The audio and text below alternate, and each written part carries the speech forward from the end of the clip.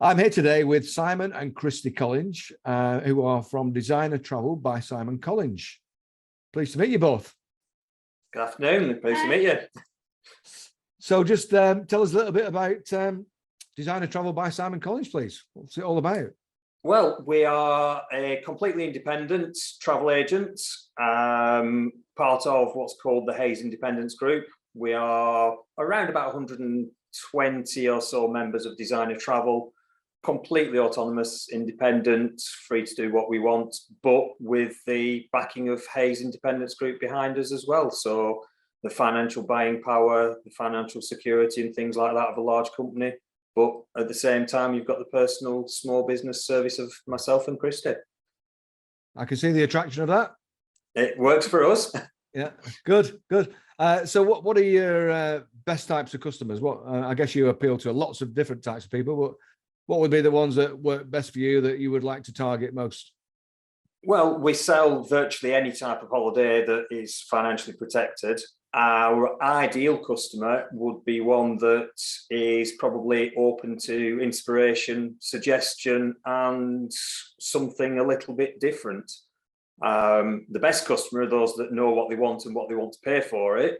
But the ideal customer is somebody who we can work with and effectively make perfect memories for them moving forward. We quite like doing the different things, something a bit unusual. We tailor make a lot of holidays as well. So it might be we put together the flights and a cruise, and then some hotel stays somewhere luxurious, and then we can add on some adventurous trips and things like that, and the transfers and car hire. So it's really good putting it all together for somebody who wants, not that just we do the package holiday, but just something that little bit different. They want it tailored exactly how they want it. So I guess that answers what I would probably have asked you next, which is what differentiates you.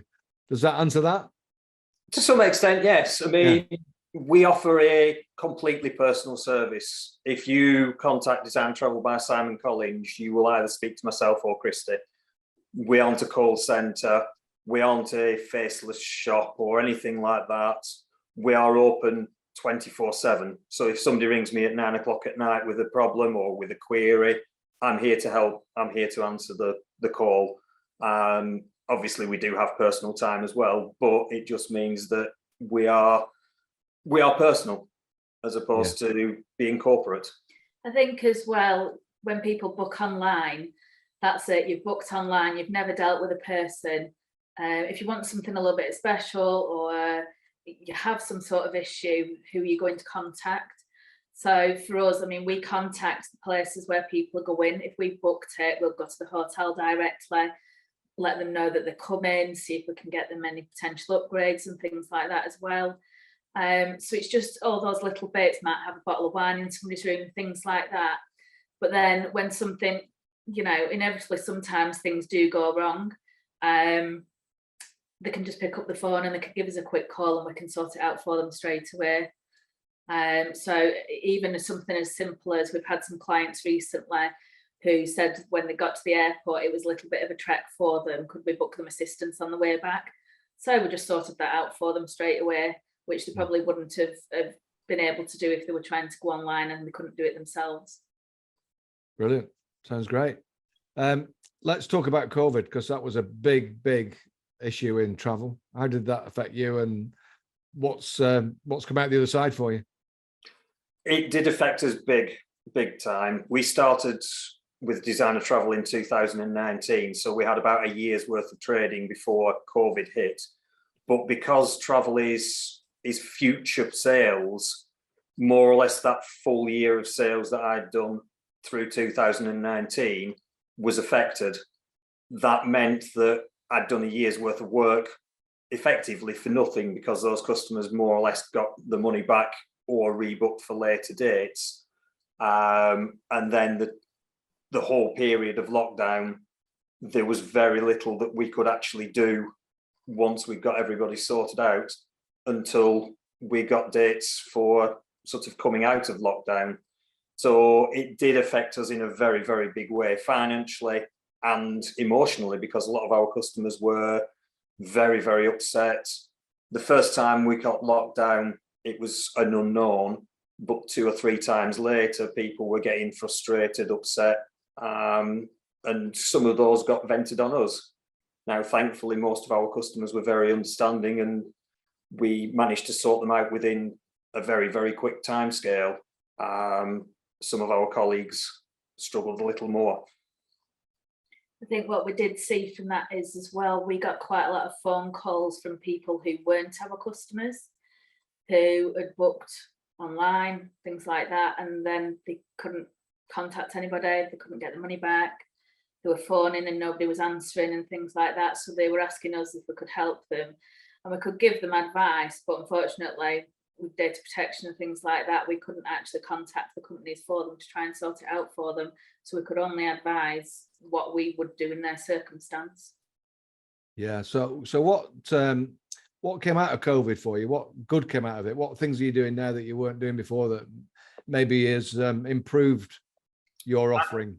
I think a lot of people have realised the benefits of booking through somebody like ourselves.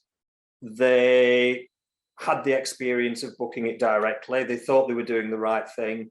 They may have even got a bargain price, but when things went wrong, I was the person that was spending hours on the phone on their behalf. Whereas those that are booked directly, you're even in a town centre shop, they've gone down to the shop has been closed, there's been a note on the door saying ring this number, and they've not been able to get hold of anybody. So I think they've realised the benefits now of booking through somebody like myself, where they can get hold of us, they've got the personal service, and even just booking a protected holiday, whether it be ABTA, ATOL, something along those lines. So it's definitely improved people's understanding of why they should book through a travel agent as opposed to doing it themselves. Absolutely, yeah. What about the future then? What does that look like for you? Hopefully bigger and better things. We've got a few little partnerships that we're looking to establish at the moment with sort of well-known sort of local companies and things like that. We are looking to expand into the weddings and honeymoons side of things. Destination weddings at the moment are a very, very big booming sort of area that we're looking to expand into. I've just come back from Cyprus, where we had a full 4 days learning all about weddings and honeymoons and things like that abroad with various suppliers and things. So yeah, it's looking good. Yeah, I mean, we already do weddings and honeymoons, but we're putting more of a focus to really expand that side of things. I think just in speaking to a couple this week that we're looking at a Mauritius wedding for, there was a lot of things they didn't realise. They'd been speaking to a wedding coordinator directly. They were originally looking at Cyprus, speaking to a wedding coordinator out there. We actually met them while we were on holiday, and just a few of the things we said about, have you thought about this, have you thought about that, they were like, no, we hadn't, and we should have. So I think what we're doing there is obviously past experience from organising other people's, but we're trying to do a lot more training on that to make sure that we really do know our stuff with it, and we really can be the experts. As well as that, Simon's an expert in cruises. He used to work for a cruise company for several years, and cruises are a little bit different when you book them, so a lot of travel agents do find that difficult, so we do have a nice little niche there. And then one point we are just sort of going into at the moment is sporting events, particularly around corporate entertaining. So businesses now are looking at that.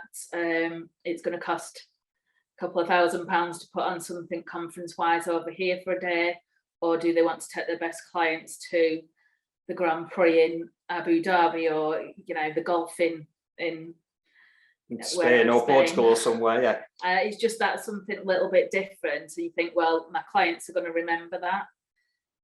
So that's just something that we haven't done a massive amount of, and that is something that we're really starting to expand on at the moment, just in that market. Lots to go for, eh? Good. Oh yes. yeah, good stuff.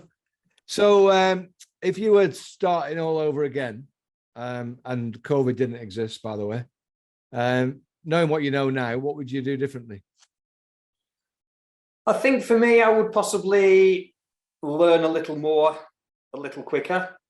My knowledge has been gained over sort of 20 odd years.